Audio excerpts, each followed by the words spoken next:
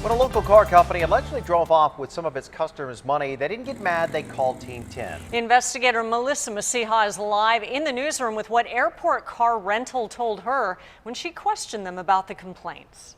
And Kim and Steve, we're not talking about one or two complaints. We're talking about dozens. I printed out a few here, and these are just a sample of some of the complaints I found online. Now, one man said he dealt with the company in 2013, but didn't contact Team 10 until this morning after he heard from other drivers who had similar experiences.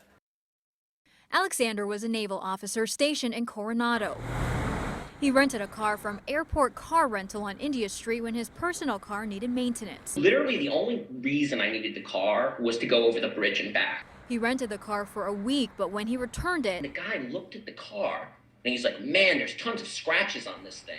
Alexander said he didn't cause any of it, but a month later he got this, a bill for damages totaling more than $900. And I remember I was just like, this is nonsense. This is, utterly nonsense. He complained to the Better Business Bureau and wrote a review on Yelp. He said the claim was never processed, but his insurance rate went up because of the incident.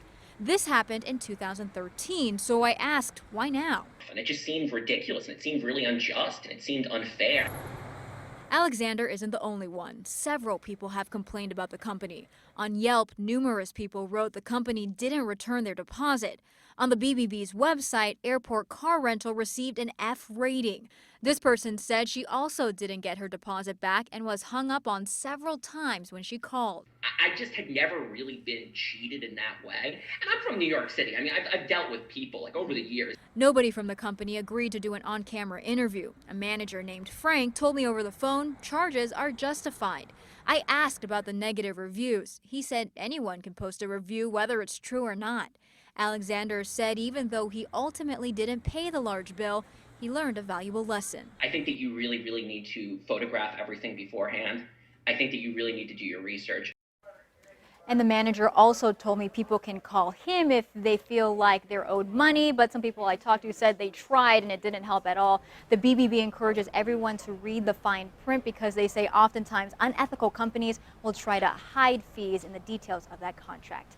In the newsroom, Melissa Masiha, Team 10. Yeah, the devil is in the details. Thank you, Melissa. Team 10 is always working to get results. If you have a story you'd like them to check out, just email team10@10news.com.